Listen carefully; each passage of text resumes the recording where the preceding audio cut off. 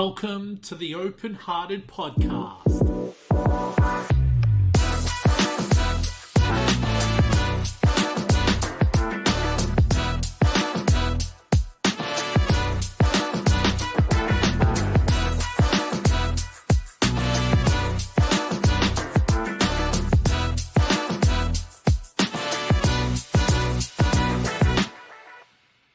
Hello and welcome to another episode of the Open Hearted Podcast. My name's Will Wheeler and I'm joined by my co-host here, Photon John. How are you today, my brother? I'm good, friend. I've had a very good weekend. How about yourself? Very good. Man, to tell you the truth, I am sick as a dog today, and I apologize for anyone listening who I may sound a little bit stuffed up because I am under the weather big time. But you know what? I couldn't not do this podcast today because I tell you what, we've got an awesome guest, a really good friend of mine, Larissa Kernebone. I'm pretty sure I pronounced your name all right. Larissa and I, we've been talking for a few years now. Larissa was what used to be a lawyer. I'm pretty sure she probably still has a lot of knowledge in that area there, but does a lot of stuff around compliance with RTOs and all of that. Has a really good, I suppose, background and knowledge in this area. And when her and I actually catch up a fair bit, we actually sit down and we speak about what's happening, what's not happening. So I tell you what, I am really excited to get her on the podcast here. What do you reckon, Photon John? I reckon let's do it. All right, cool. Larissa, how are you today? I'm well, thank you. How are you, Will? Feeling good is a bit of an understatement, if that's the word I'm looking for. But I tell you what, I'm really excited to get you on here. Thanks. For those of you who didn't know, we actually really we bit the bullet hard getting Larissa onto the podcast here just before. We had a few technical difficulties, but a little bit of confusion, but we got there in the end, right? We did. Nice. How you been anyway, Larissa? Yeah, it's been a trying week. Few surprises. Work's been really busy, too busy. I probably need to hire people, and that's a whole different world that I need to enter into. And wow, crazy. So work's really picking up for you? Oh, massive. Like I push work away. Wow. Wish I had that problem. Probably before we get onto this, maybe how about you share a little bit about what you do so people understand? And you never know, we may have some listeners today who may hear your cry for help there in regards to too much work there. You never know. So tell us a little bit about yourself and how we'll go into a little bit more in depth later. Yeah, sure. So, look, professionally, I started consulting a few years ago in the education industry for both higher education and for vocational education. And I'm real because I have a business card. See? Good job. Real? I'm legit. I've got an ABN and everything. So, yeah. So I fell into this job. I never planned to do it at all.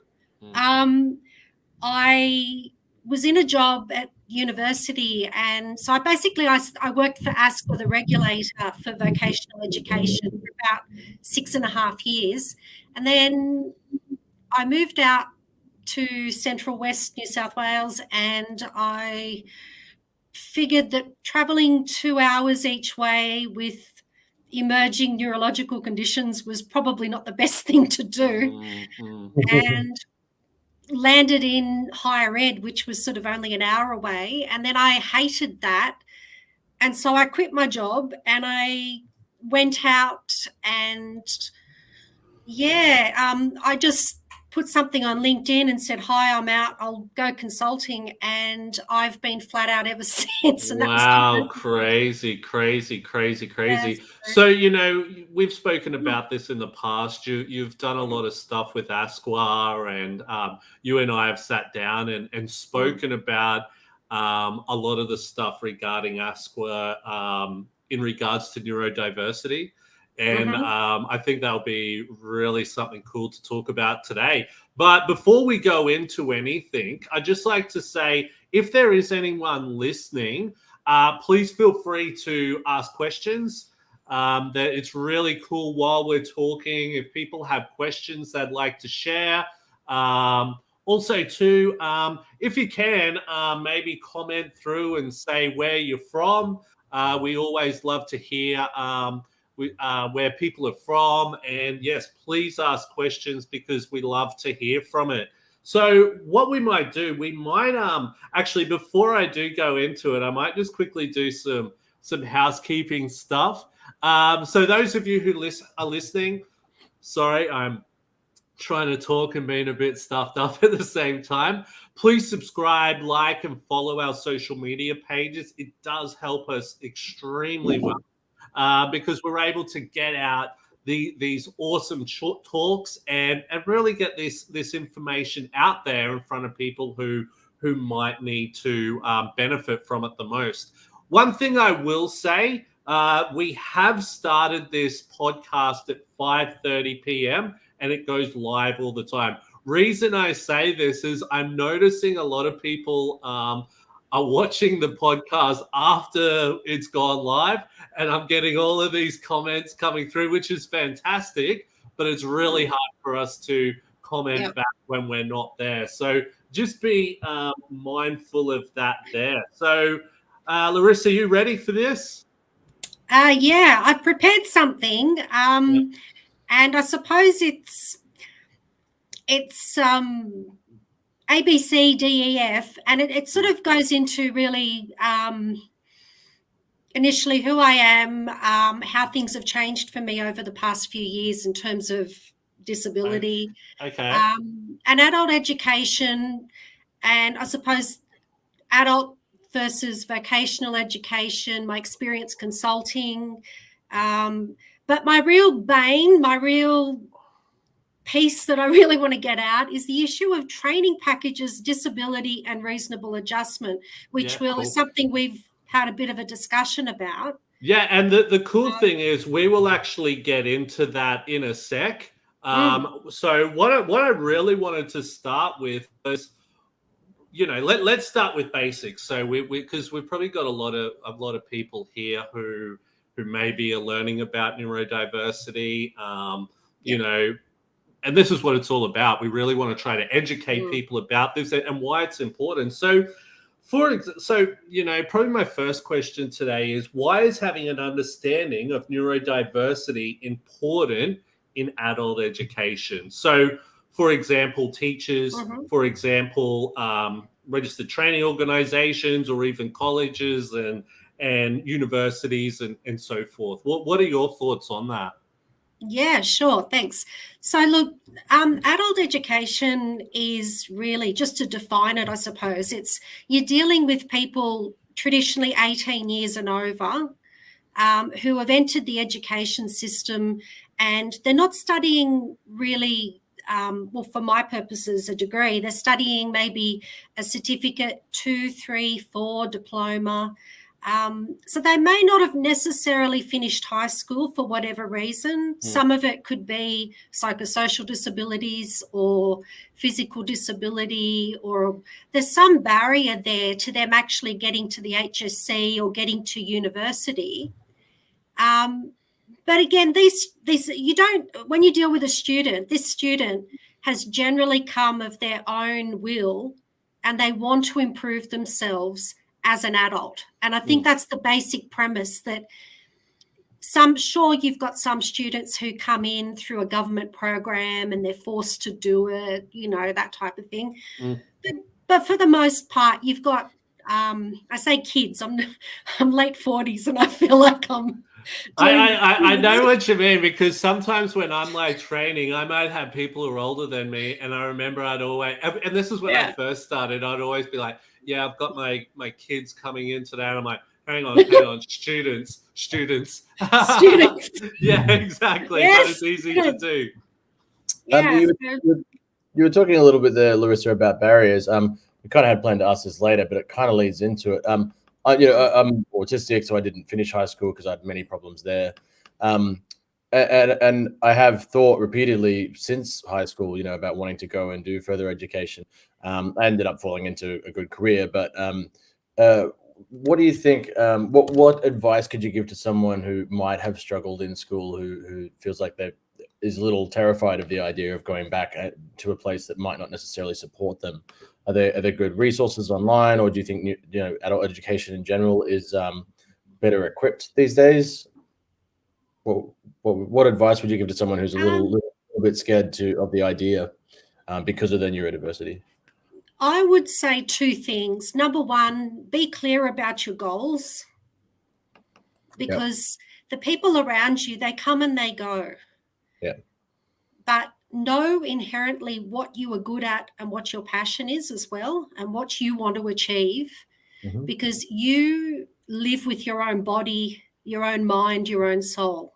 And you know who you are, and you know what you will do best at and what you will do worst at. The old saying, a square peg in a round hole, repeatedly I was told that. Repeatedly. Yeah. And that didn't help me at all. It was only when I looked at what I was really good at, my, natural born abilities, or, nature versus nurture, whatever was nurtured in me by my parents, my teachers at school, high school, primary, my employers in the past, the mentors that I had in my life, in my personal life. I would say to younger people, if you don't know who you are, but you still roughly know what you want, seek out a mentor or multiple mentors, people who are experienced in the place that you are heading to, or you think you want to head to, and ask them the dumbest questions ever. Yeah. Might be dumb to some, but they probably make a hell of a lot of sense to us, right? It's actually really interesting, and especially what I knew were talking about, Kev, about, having that fear of going from, high school, for example, to further education as well. I know for myself, probably one of the hardest things was convincing myself that I could do that higher learning. I failed school. I had no mentors, anything like that. So I think a big thing, and you know what, it probably was like 10 years after I finished school that I didn't go on and do extra learning. So that was a real, and this is where I suppose with my company, Neurodiversity Academy, we really want to try to work with those learners to be able to go, hey, yes, you can go on to higher learning. But one of the things I'm finding, and this is what I really wanted to speak a lot about today, is that a lot of these organizations that people are going on to have no understanding about neurodiversity and what's required. A lot of the time when I have gone on and done extra learning, making me stay back after class and sit there for another hour and a half, that does not help. Especially being ADHD, my brain's fried, So, where I think a big thing is that we're finding that, and this is why I'm started what I am, you and I have had discussions about this a lot, is that, okay, if I've now failed school, I've now gone into this extra learning, and then all of a sudden PTSD sets in from failing and having to battle against something that isn't working with my learning style. All of these people, and I hear it all the time, people will quit. They won't say why, they'll quit, So this is where it's really important that we're able to start going, hang on, this is how this person learns. It's not a one-size-fits-all program, if that makes sense. And I think this is where we're really missing the point. Yeah, reasonable adjustments are great. But what I'm finding is a lot of people don't know how to give those reasonable adjustments properly. You know what I mean? I agree. So, you know, so we're faced, or what I sometimes come across, especially with reasonable adjustments. And actually, I'll put up our first question here in a sec. I have a feeling that some people don't know about it, and then two, they may feel that that's extra work type of thing. All right, so let's have a look at the first question here, because I think it sort of blends in well to what we're talking about, and especially being with your compliance background and all that. Hey everyone, I was wondering if a reasonable adjustment is broken. Does that mean all adjustments are broken? I'm not 100% sure on what that means, but I might try and answer that. Yeah. I'm assuming that maybe they're saying that it's broken in a way that it doesn't work. So if that's what that person is talking about, no, I wouldn't say all reasonable adjustments are broken. I think that probably a lot of reasonable adjustments, people just don't understand what may be available to them. Would you agree there, Larissa? Yeah, so look, reasonable adjustment is quite a political thing, as much as it is, I think, misunderstood by a lot of educators. I have to be honest and say that it was only when I, was sort of diagnosed with dystonia, ataxia, and a few other things, and, struggled to hold a pen or type or do something, that I was told this was an intellectual problem. And I'm like, no, it's not. Like, I'm getting people through the AAT here. I'm writing expert reports. I'm getting registrations up where other people are not doing this. It's not intellectual. And so I think problem definition is a major issue when it comes to education, and reasonable adjustment is understanding what the problem is and then being able to find and tailor a solution to that individual problem. And we call that in education contextualization, which we normally relate to resources. But for a human being, if you come in and you've been told that this is your reasonable adjustment, then perhaps you don't have the right medical advice, or perhaps the person doesn't understand your learning need. And that needs to be more clearly defined so that you are getting the right solution. If you define the problem, that's the biggest issue. The solution is the easy part. Does that help? Yeah, totally. And you know what I think as well is that sometimes with a student, for example, it can be really hard to know what reasonable adjustment suits them the best. So for example, I do this for a little bit of fun.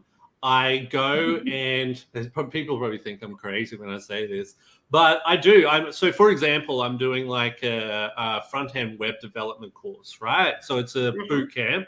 And I'm going to say one thing: if you're neurodistinct, do not sign up for a boot camp, okay? Because it just does not work in with our learning style. Now, something that's cost me a lot of money, I'm now paying a lot more money on top in regards to tutors and stuff like that. But the cool thing about it is I'm really finding what my learning style is. Okay, I'm learning that I work well with short videos where I'm in the video asking those questions, little things like that. Now, I think the thing is, now, Larissa, I remember we spoke about this, especially when we're talking about compliance and, the governing body and all that type of stuff. We even spoke about this, is that people don't have an understanding what is required, or they have a feeling that sometimes it might be against compliance to do certain adjustments. What are your thoughts on this? And we've had big discussions about this in the past.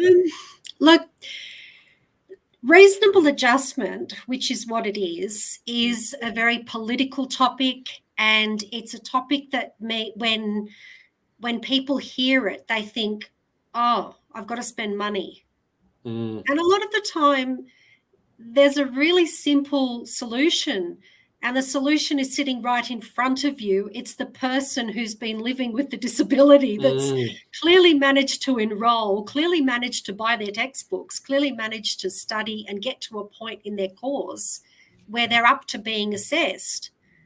Now, if they got that far, surely asking the person what they need to succeed might be the answer to the reasonable adjustment, potentially.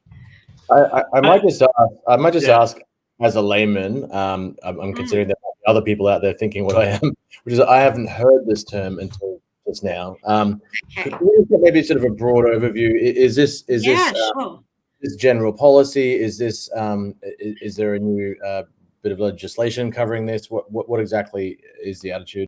Where does the reasonable adjustment come from? Yeah, sure. So reasonable adjustment, and I've prepared this in my notes.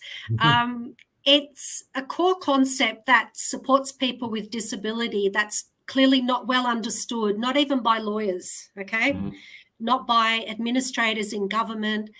It's a fairness principle and it's a flexibility principle. So if you were at work and you, for example, were in a wheelchair and you needed to get into the building and there were stairs there, then you'd need a ramp, maybe.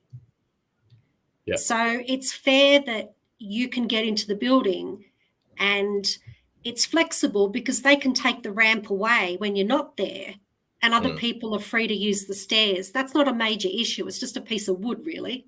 Does that explain it? Yeah. A little bit. What might be, if you like, an example off the top of your head of reasonable adjustment for, say, neurodiverse people? Yeah, sure. So I'll give you some examples of ones that I suggest to clients, or just that I write about. One example could be if you had, say, a neurological condition and you were in pain, or you had a physical condition and you're in pain and you had to do a theory exam, you may need additional time. So your assessor would determine how much extra time you need. So if all students are given 1 hour to do their exam, you may be given an hour and a half. So that half an hour would be your reasonable adjustment. In other examples, say you're doing, here's probably a dangerous one, and I have seen this in practice. Say you're learning to become a chef or a cook or a kitchen hand, and you're doing a commercial cookery course, for example. Your assessment is to demonstrate how to maybe cut something up with knives. Now, say you have broken your arm that week, or say you have a physical impairment with your hands. There may be techniques or other ways in which you may need to have, for example, a physical device attached to your hand, or you may need some type of implement to assist you to perform that duty. And so the outcome is that by you being given this reasonable adjustment, whether it's a physical thing or whether it's additional time or whether it's an adjustment of the physical resources that you're using to perform this task, and I say like to cut something up or to lift something, for example, you are put then on as close to an equal platform as someone who didn't have your disability. Does that make sense? It does. And is this something that the government is looking to or has legislated, or is it more of a social movement or workplace movement? Well, here's the interesting thing. If you look at disability discrimination, what you see, and I had a look at the news. This is, I suppose, the crux of the issue that I have as a lawyer and as a consultant. I decided to hop on to the anti-discrimination.newsouthwales.gov site, a New South Wales government public site, and it defines discrimination as when somebody is treated unfairly because they have or they are assumed to have a characteristic that is protected by New South Wales law. A very legalistic term, isn't it? Yeah. Now, I thought discrimination, I was quite shocked to even find that, because the training packages, and these are bodies of knowledge that dictate what is in a course, for example, in VET, and I'll explain that a bit more, but essentially in VET, what happens is... and sorry, can we just... VET stands for Vocational Education Training. Just for those who are listening who don't know. Thanks. All right. it's not the guy that... who goes your dog or anything. Exactly. Yeah. So the big issue that I suppose Will and I we've worked out, and it's an issue in VET that I think policymakers need to know, is that discrimination is when you're treated unfairly or assumed to have a characteristic that is protected by New South Wales law. Which law? Doesn't really say, it's a bit vague. So the legislation is basically telling us that nobody should be discriminated against as a fairness principle. And yet, if you pick up what's called the rules, training package rules, so these are the rules that tell a trainer how to teach their students and how to assess their students. When you pick that training package up, the first thing it says to you is that it shouldn't be modified in a way that compromises the training package outcomes. This is a very good point, and I'm so glad you brought this up. Keep going. Compromise. Yeah, totally. I smashed something when I read that the first time. Totally. Because here's the problem, and this is where I get really passionate as a lawyer and as a person who lives with ataxia, dystonia, 2 brain tumors. I've got the gamut, right? You can try and run something against me. I'm pretty sure I've got more than most. Not that it's a competition at all. No, not at all. But I say this because I to the policymakers, and this is where I get passionate, because how dare someone tell me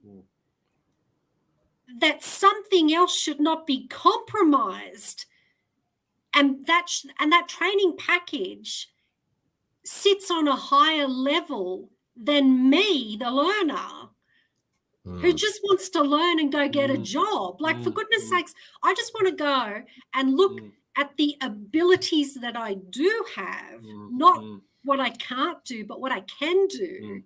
Yeah. And I want to be treated equally. Well, on a higher level, educator. On a higher level, not just then the learner, but then not discriminating. It's actually interesting you bring this up, and I just want to bring something in because I think it relates to this a lot. For starters, you say the word. I think sometimes the hardest thing is the wording in a lot of, especially the compliance side of things, because it's so so strict. So I think people get this fear almost, which is. I can see where they're coming from in regards to that.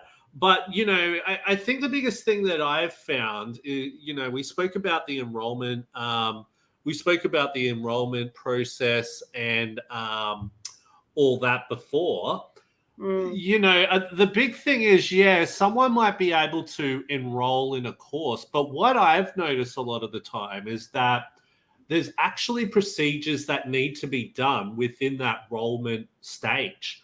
And people just have no understanding about that. So, for example, and this is to do with the Disability in Education Act.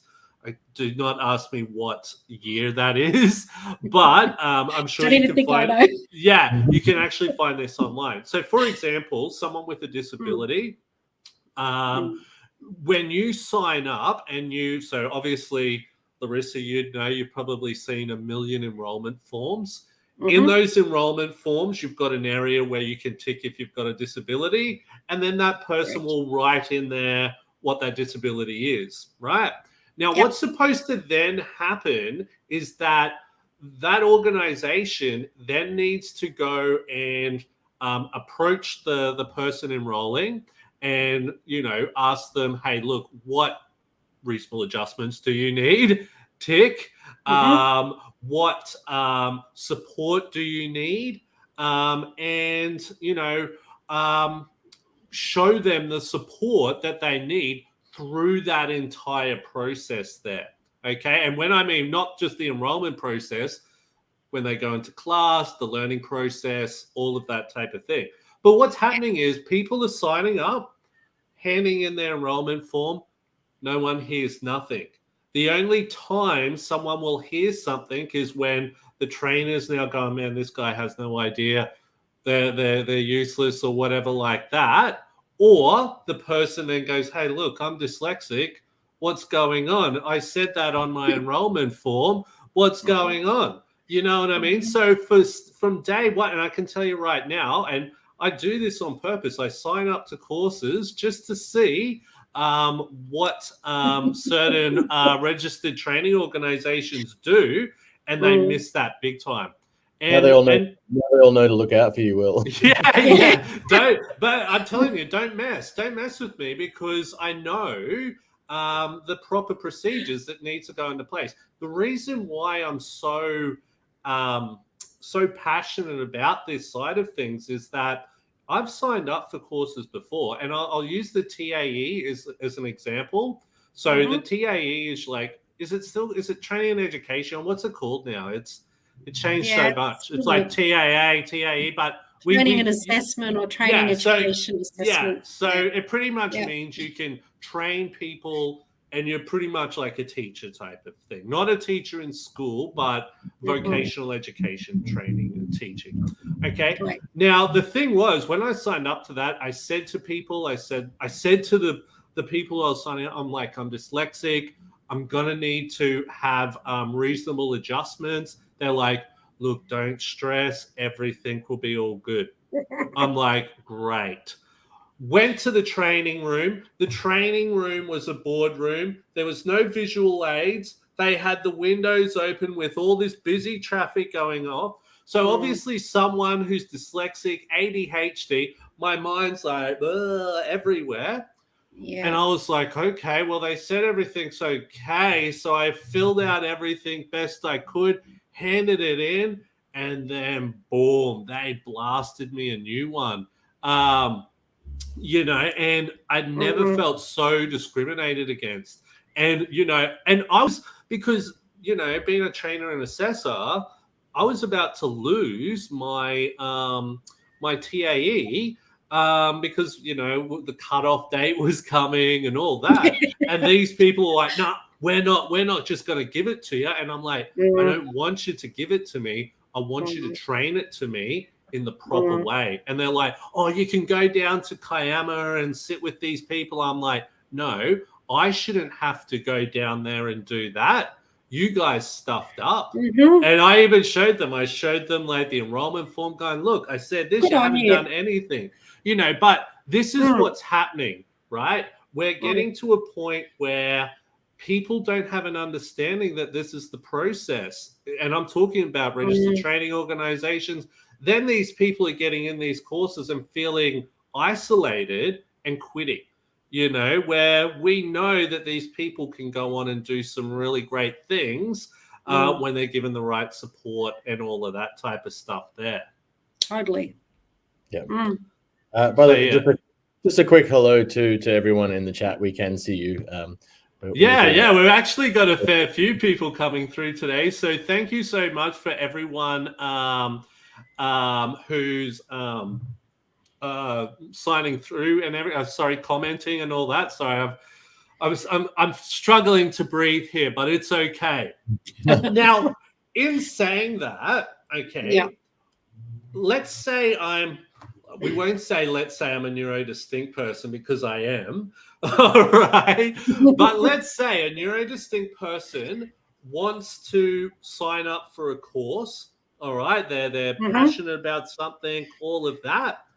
Yep. What do we need to look out for? Because I know, and I'm sure you know as well, Larissa, salespeople in these places will sign you up and they will sell you the world. They will tell you that, yes, we can help dyslexic people, or we can help ADHD people out, or we can help, we've got support for autistic people. But then once we get to the thing, they've got that enrollment form all signed up and everything. None of that happens. What do you think should be some things to help people to be able to better identify the learning organizations who are doing the right thing? Yeah, sure. So I can tell you now, you're not going to find a lovely little disability section on training organizations' websites. You may find it on university websites. I got to admit, universities are doing a bit better. They probably could improve, but they're not doing too bad. Yeah. So I would say, look, depends on the disability. To be really honest, I would say ring me. Give me a call. And I'll tell you, I would be happy to assist you through the process. And I don't charge or anything like that. Like, I'm just, as a support person, I would be happy to help you.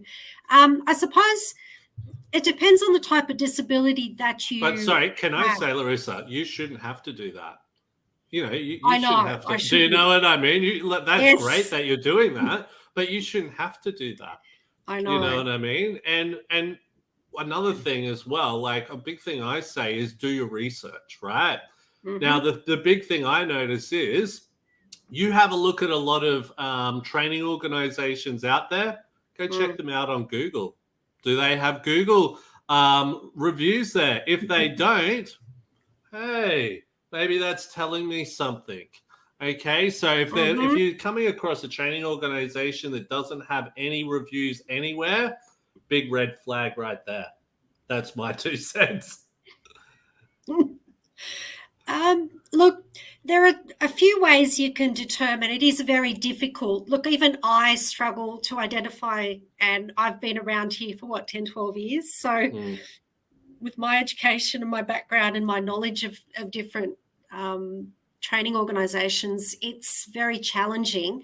I think the best thing to do is, and it depends on your disability, have an advocate for you if you can. And ask questions, or sit with somebody and have the questions that you want the answers to, and write them down. And when you ring up the client services area, the customer service marketing area, and ask those questions, or email them, or I would suggest you try and get them in writing. And if you have to direct your email to the CEO, then so be it. Get a response. There are places you can go, disability advocacy services throughout the states and territories that you can access, and they can help you locate these features. But if you're trying to do it by yourself, I honestly, like, if you're really stuck, ring me.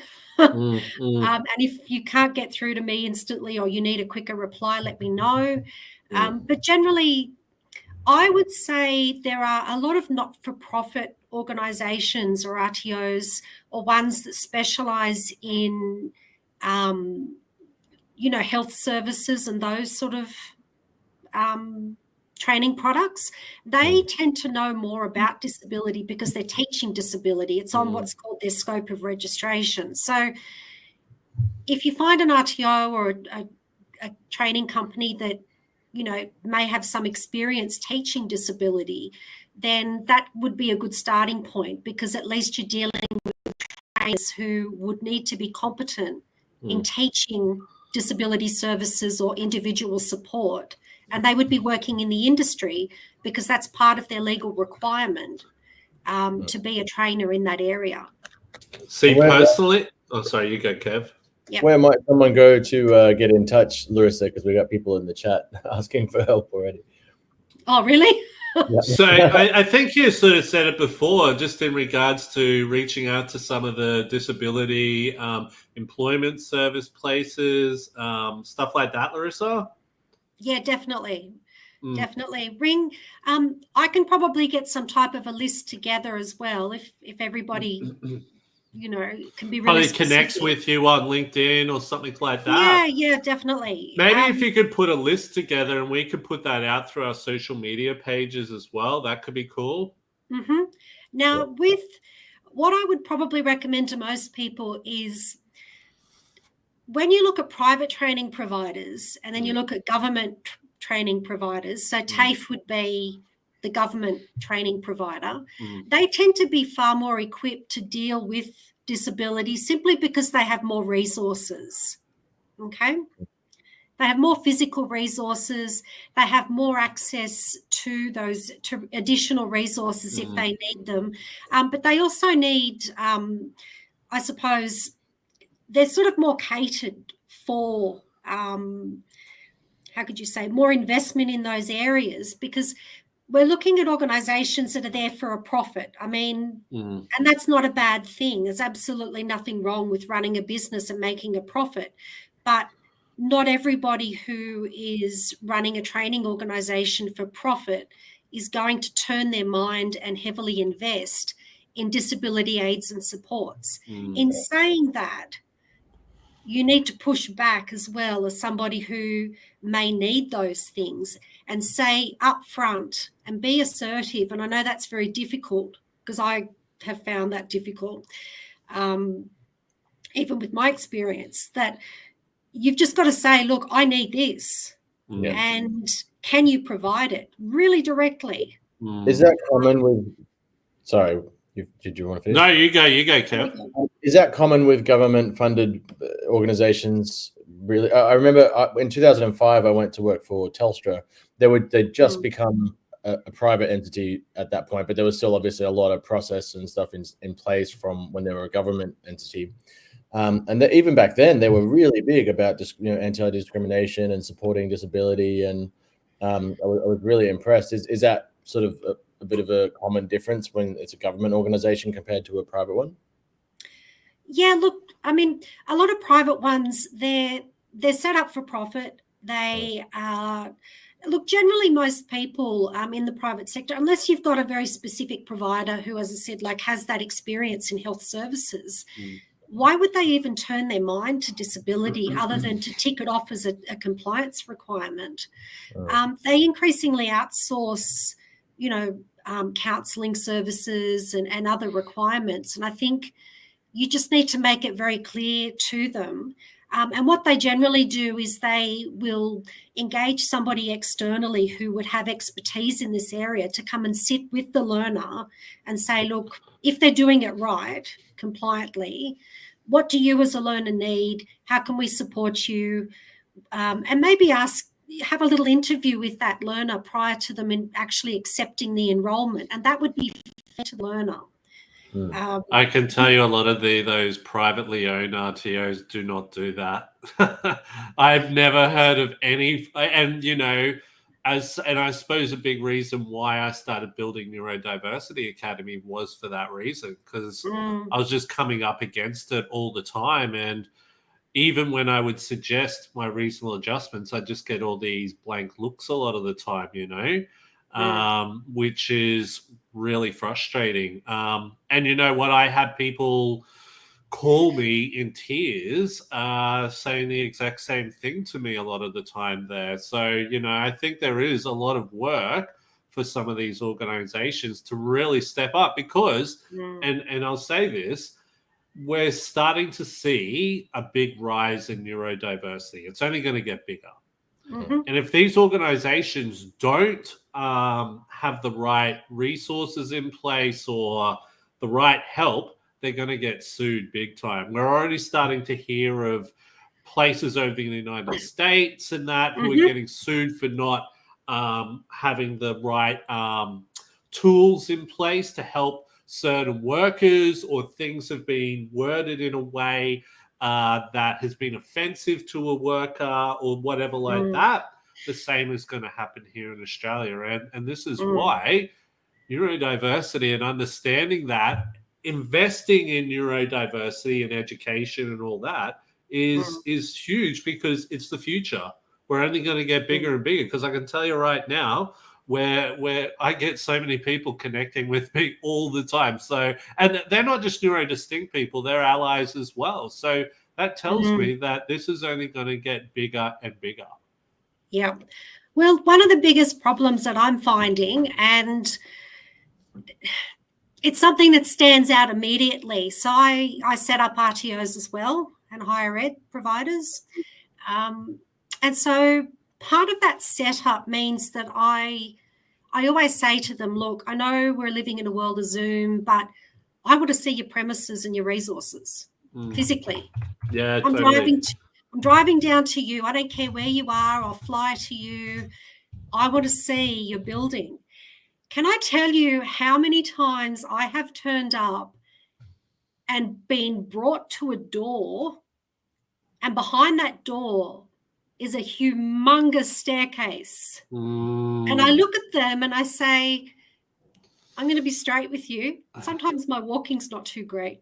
How do you think your consultant setting up your business, Totally. if I can't get into the building, how the heck can any other student? Like, it's not a consideration even. And I just think that's a really basic one, that building design is not even there to accommodate us. Well, yeah, no, you're dead right. Building design, can come into a lot of factors, especially with neurodiversity and all of that. But you know what, right? One of the biggest things what really ticks me off, right, is that when we're talking about tools and things that need to be in place to help these learners, sorry, what is it called? So what is it when a trainer has to do extra things to keep up their compliance and all that? What's that Professional called again? development? Yeah, PD. Yeah, sorry. So yeah, when I was doing my PD, I did some, and I'm all up to date with my PD, by the way. Awesome. Tick.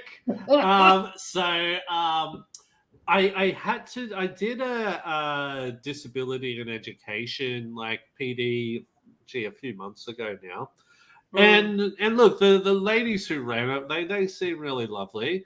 But what really annoyed me the most was that they were trying, and I can see that they were trying to help, but they were trying to introduce students to free tools they can use and all that type of stuff. And it's like, okay, that's good. And I can see that they're trying to help. But what these learning institutions need to do, they need to provide proper tools. It's not the free tools, because the free tools that you can get, they sometimes are not as effective. So these learning organizations need to start investing in providing certain tools that these students can use. If there's certain types of screen readers. Now, when I talk about screen readers, let's think about doing, and you know about this, Larissa, a lot of training organizations out there, they buy a lot of their online resources through a third party. They're not creating it themselves, all of that, because it's probably more cost effective to get it through a third party. Now, those third party, whatever you call them, LMSs, the resource providers, resource development. They don't have any access for someone who's dyslexic and needs something read back. Who needs to? I can't use certain types of tech on that. So this is where, and then this is where I step up again and go, hey, what are you doing sending me this? I need this, and this. And then I usually get sent through rubbish, because they're trying to run around with chooks with their heads off. And this is why it is so important. And talking about PD, this is where these learning organizations really need to start learning about this side of education as well. Because like we said, they will get sued if they don't start stepping up in those areas. Yeah. I've had this problem a lot with workplaces, and I did have it in school as well, where I can't necessarily operate under the structure of the course and have the same outcome as other people. Whereas if I'm just allowed to do a few certain parts of it my way, because it's the autism thing, I can't. It's the square peg round hole thing. I can't make myself operate in a way that doesn't make sense. You're dead right, man. Sorry? You're dead right. And I'll talk a little bit more about that in a sec. Yeah, so I would start to do things my own way, but I would be chastised for that. I remember in art school, I'm an artist, I'm a musician, right? I love art, but it was like, we want you to express yourself within these certain predefined guidelines and doing things this way and that way, and Wow. I find that in a lot of workplaces too, where I'm like, well, I'm getting the job better doing it this way that I've identified to do it. And they're like, no, but the more important thing is that you do it this way. And it's like, well, I thought the outcome, would be the more important thing. So yeah, I experienced that quite a bit. I'm an autistic person because I just I have trouble seeing things the way other people do, but I can get to the same place, or sometimes an even better place, if I can just do it the way that works for me. No, I totally hear you 100% there. I think doing this coding course at the moment has really opened up my mind. And I'll share a few things that have happened to me with that. And this is the learning aspect, then say the assessing aspect, right? Now, for starters, it's online, which, okay, that's cool. I'm able to, and I suppose the good thing about myself is I'm connected with so many people within the neurodiversity space. I have certain tools being thrown at me to use, so certain assistive technology, all that. So I'm able to do a few things there. Now, with a lot of this learning, it's, I just don't get why a lot of them, it seems like it's like, oh, we can't tell them the answer type of thing. And I'm talking about the learning, not the assessing, because the assessing part is something completely different, right? But when I'm learning, I would really love to be able to see what I'm actually need to do, then do that, and then potentially go and do that on another activity. And if I stuff that up, I can look back to have a look at what I've actually done wrong. Now, another thing as well is that we may have a 2-hour-long session via Zoom, and I will sit there and the teacher will talk about all this stuff. People will be asking questions, which is great, but it just throws me way out. So I can't even sit there and be a part of the class because it doesn't work in with me. I'm sidetracked. I have no idea. But then if I ask a question, so you can't actually say, like, after the class is finished, I can't actually ask a question like the person. I have to ask through like Slack channels.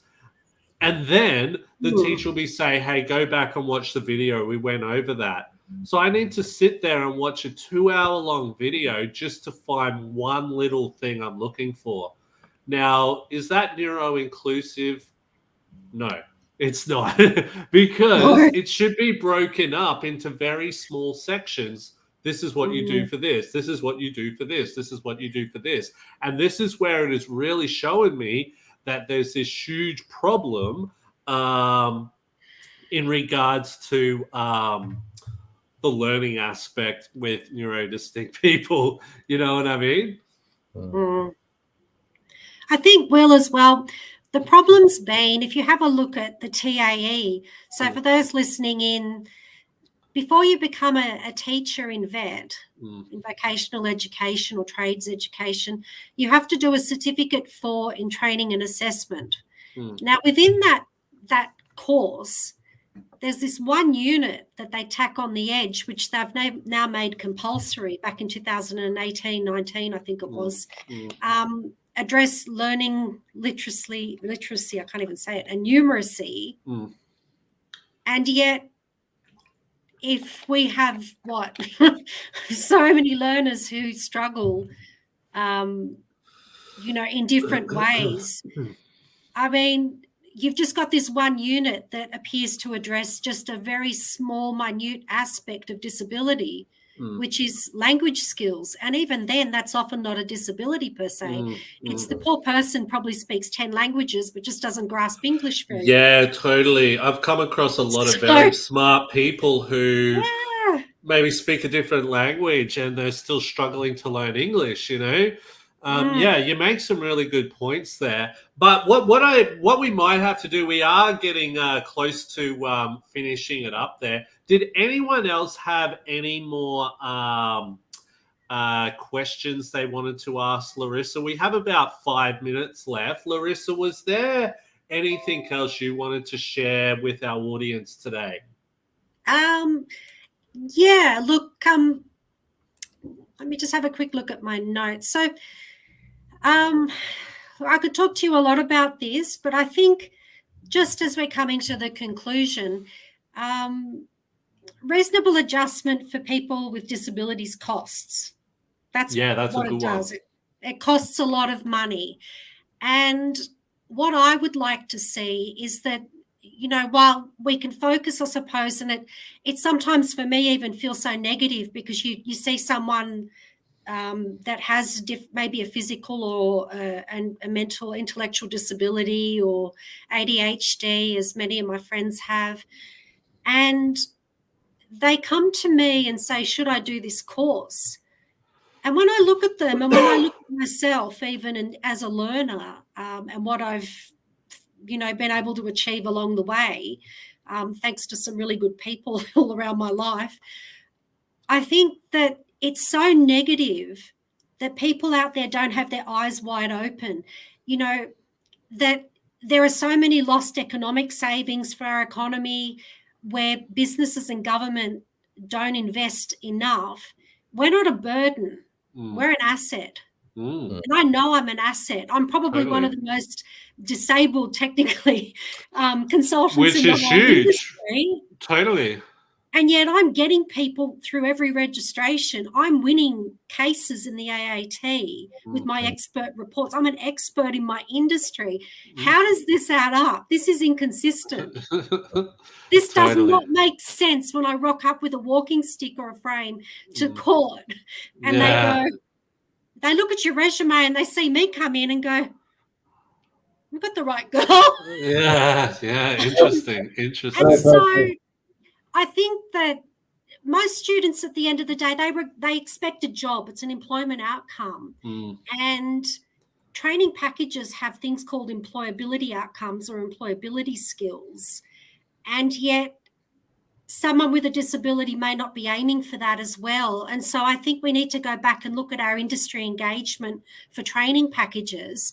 And I think we need to be going back and saying to the people designing these courses that are not allowed to be tampered with because they're so holy, and I do appreciate a lot of work's been put into them. But, if people increasingly are presenting to training colleges and universities with disability, then you and I and the rest of us here are listening. We need to get together and be more vocal and get ourselves organised and approach these people who are actually creating training packages and who own the training packages and respectfully say to those people, look at all of us. We're all different in and unique in what our skills and our abilities are and the levels of those abilities within those skills.